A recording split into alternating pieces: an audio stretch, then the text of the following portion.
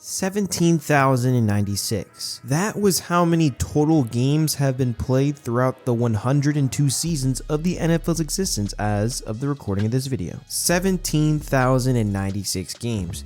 It really is a lot to take in. Spreading out over a century of play, there is a lot of history within the NFL. A lot of history within these 17,096 games. Not only you can say there were this many games played, they can also be equated as experiences, which means that you watching this were a part of at least one of the 17,096 experiences. These could be as mundane as an uninteresting mid-season game between two teams fighting for a first-round pick. 24-yard attempt. Oh, he hits the up.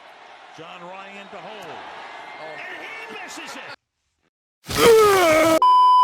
Or two historic titans fighting for the title of world champions. Either way, there were a lot of great NFL games played, but when you think about it, there is a question that always comes to mind when recounting these experiences, and that question is, which is the best? What is the best game ever played? Now, in the end, there is no real objective answer to this question because there are just too many factors that would play in here. So the answer can really be only answered by you when it comes down to it all. However, despite there being no objective answer to this question, there are some universal factors that could make a game great in the first place. Examples that come to mind could be games showing off crazy offensive showcases. Teams keep going back and forth, making crazy plays and not knowing the victor until the final minutes of the game. Examples being the Chiefs and the Rams in 2018.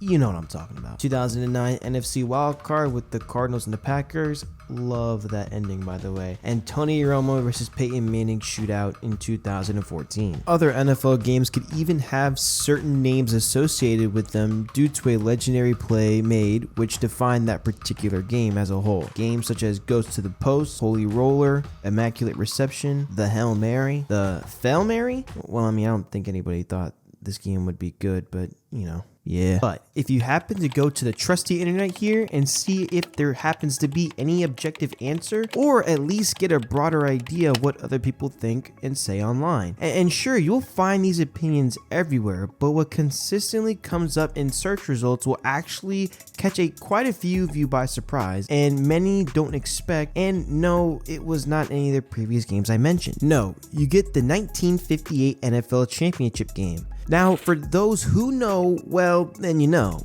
But for the average fan, why? What makes this game so special?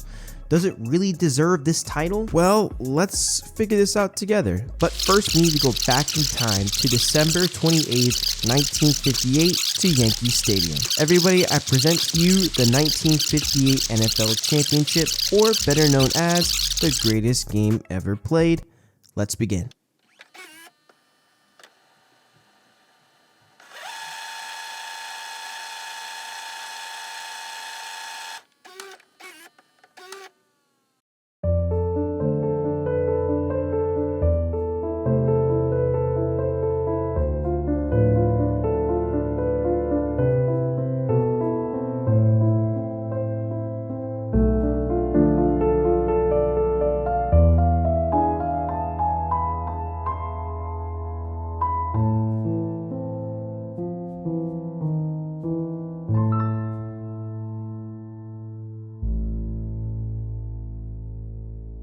The 1958 NFL Championship game was between the then Baltimore Colts, haven't heard that in a bit, and the New York Giants. Looking at the Colts, their success is considered pretty recent. The previous year, the Colts had showed true potential, however, missed the postseason due to losing streaks during their season. But they did go 7-5. It was an overall start, but in the 1958 season, they took off. This was actually their second winning season since their introduction in 1953. Despite being a fairly new team, the Colts had some real firepower, leading them to not only have the best offense in the league, but the second best defense in the league. This team had a staggering 7 Hall of Famers on their player roster, including Hall of Fame coach Wee Burbank. Leading the squad is someone who's considered not only the best player on the team, but arguably the best player of the decade, and, possibly a top 10 quarterback of all time, Johnny Unitas. Known as one of the most revolutionary quarterbacks in NFL history, not to mention he's a 10-time Pro Bowler, 5-time All-Pro selection, 3-time NFL champion,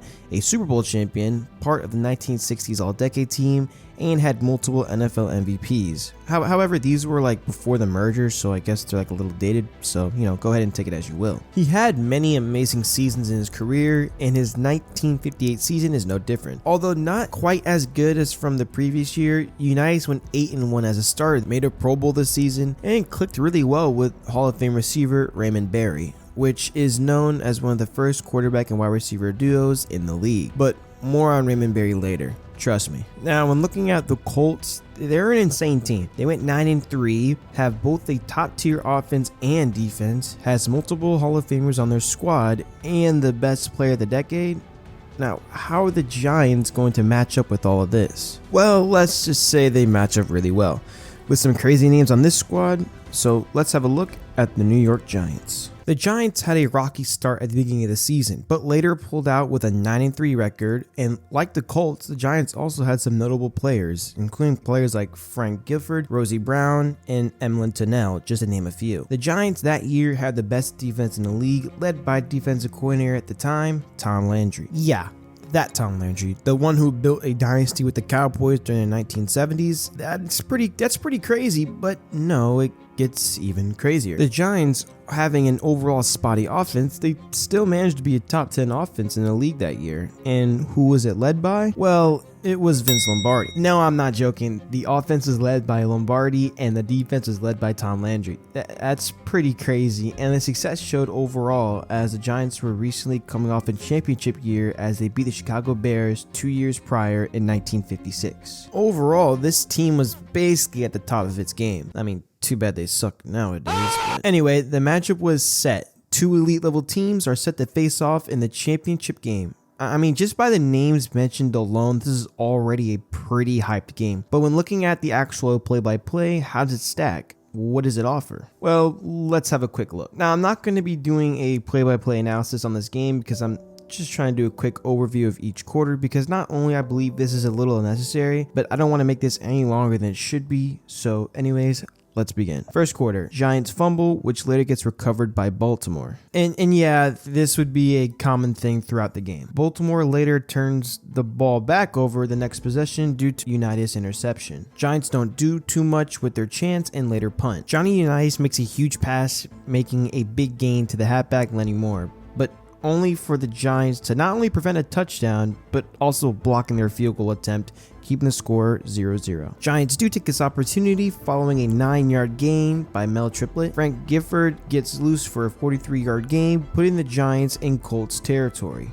And due to poor field conditions, running back Alex Webster slips and misses the wide open pass, causing the Giants to make a field goal, taking the lead 3-0. Second quarter. Well, the Giants get the ball and they fumble, and the Colts recover. Colts within the Giants territory easily scores 2 plays later with a 1-yard run with Alan Amici, giving the lead to the Colts 7-3. The Giants go 3-and-out and punt the ball, but Mans got whacked and fumbled the ball, and the Giants recovered with excellent field position. And what do the Giants do with this great opportunity deep within Colts territory, you ask? Well, they fumble it again, and the Colts recover again. The Colts put on an offensive clinic with some powerful Amici runs and Johnny Unitas' 16-yard scramble. Look at him go. And Raymond Berry literally being the entire Colts passing game. The Colts score a nice 15-yard touchdown to that Raymond Berry again to be up 14-3. Nothing too much happened and halftime started. At this point, it looked like it was going to be a blowout. The Colts are battering the Giants' defense down, and the Giants' offense just keeps fumbling the bag. However, here is where the Giants find their second wind, and the battle continues. Third quarter, Colts come out the woodwork, and they make a big offensive play, but man, this guy was like down for that whole clip. I mean, I hope he was okay. First time in a while not seeing Barry catch something, but he'll be popping up again. The Colts literally don't score at all here despite the 4 tries as the Giants defense holds. Fourth quarter. And after the Giants do whatever this was, they score the very next play, making the score 14-10. But no, the Giants are not done, as they drove down the field and put their own clinic on Baltimore's defense and score a quick touchdown, and the first time since the first quarter, the Giants take the lead 17-14. Colts get a little bit of something going, but they miss the field goal, giving the Giants the ball back later in the fourth quarter. The Giants, with the ball back, trying to score to ice the game, do get a little something going until they fumble it again, and the Colts recover it again. Okay, I am seeing this Guilford guy fumbling the whole thing. He cannot be that good, right?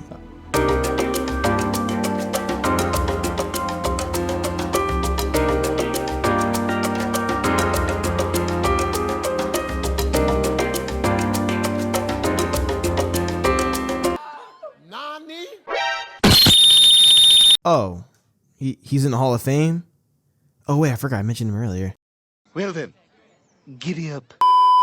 Anyway, the Colts later punt the ball, and the Giants, making their way down the field, go 3 now. And now here comes down to a decision. It is 4th and 1 late in the game, and you're up 3. Nowadays, you would probably just go for it, but back then, many thought that the game was essentially really over. So the Giants took the safe option and punted the ball. Now, we need to take a pause to understand what is about to happen here. The Colts have about 2 minutes left at around their own 20-yard line. During this time, any team with 2 minutes left on the clock essentially had no chance to win at all. Reason for this is that the game around this time revolved around the whole style of play back then, as running the ball was the key during this game. This was due to limitations of the passing offense during the 1950s and the weather of the game. Seriously, the weather was so cold the field team put manure on the field just to keep it from freezing over. So yeah, when you wonder what that brown stuff was, there you go. Ew. But I mean, like, to be fair, it was December in New York. I would imagine how cold it was, so passing was not a huge thing.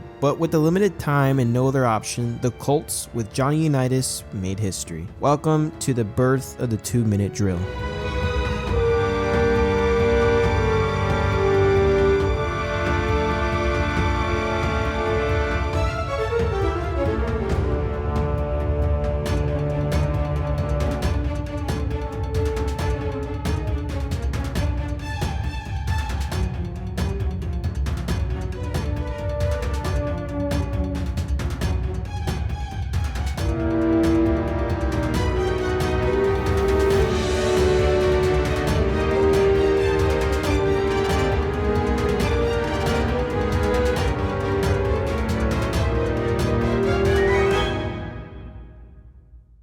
And with 4 seconds left on the clock, the Colts kicked the game time field goal, making the score 17-17. Here we are now at this point, but we do need to understand the situation along with a little context for this era. Back then, there was never an NFL championship up to that point where the game ended in a tie. Normally, if the regulation ends, the score is tied. Then both teams would walk away with a tie, but a championship game cannot end like this because, well, that would be kind of dumb. So as a compromise and to find a winner of this game, a new concept was formed that day and was called sudden death, but we all know this as overtime. Okay, so quick side note, the actual overtime would not be fully implemented until 1974, but here is when it was first used. This was just for that inevitable person about to type that, so let's continue. Yes, this game was not only just the birth of the 2-minute drill, but this was also the birth of the sudden death overtime. So when looking at this game had 14 plus Hall of Famers, the creation of 2 modern aspects of the modern NFL being the overtime and the 2-minute drill. This game is pretty awesome and legendary already. So what happens during this sudden death period where the first score by anybody wins? Well, let's have a look. Now we are here in sudden death overtime. First one to score wins the title. So the referee does their toss and the Giants win. They end up doing nothing with the ball and they punt it off to the Colts, and well,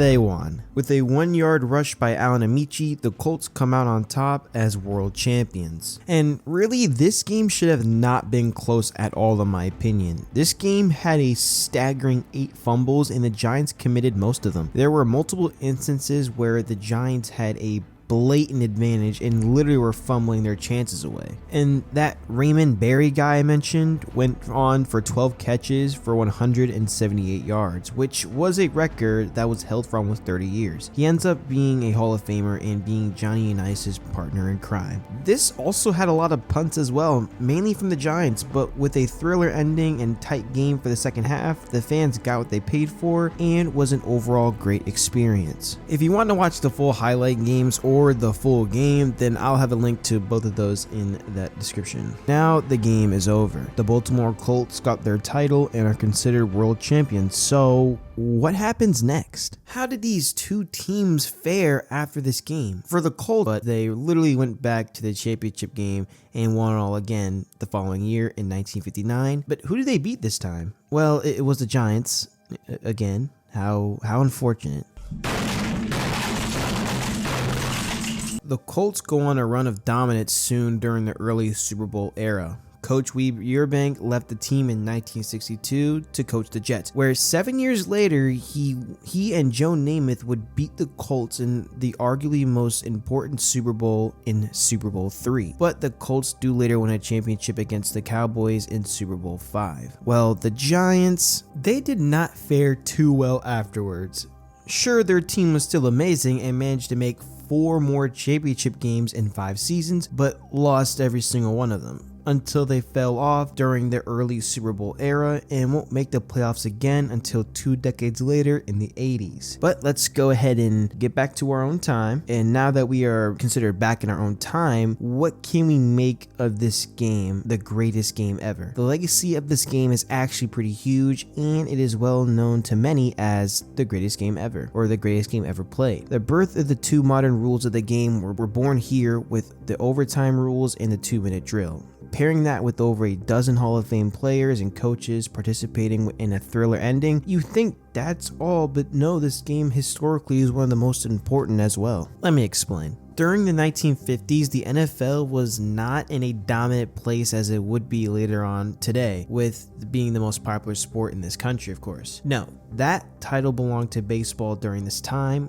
The NFL played second fiddle to baseball. In fact, it wasn't even the most popular football segment in the country, as during this time as well, college football was already decades well established at this point. But during this game, it was something different, as the 1958 championship game was streamed to over 45 million people and had over 25,000 people filled up in Yankee Stadium, which these numbers were never heard of when it comes to something small like the National Football League. During this time, until the 60s, the NFL would go through a golden age, which, by the way, I did cover this topic a while back explaining the golden era of the NFL, which I would recommend checking that out. This game really is what took the popularity of the NFL to a whole new level. This would also be the near end of the pre-Super Bowl era, when the Super Bowl was later introduced in 1966, but that is a story for another day. Even a book was published about this game. Yeah, an entire book written on this game. It was made back in 2006 for the 50th anniversary of this game, so that's pretty cool. It was written by Mark Bowden, who wrote Black Hawk Down, so if you're very curious, I would recommend giving this book a read, as I did for the sake of this video. But this all comes back to the question,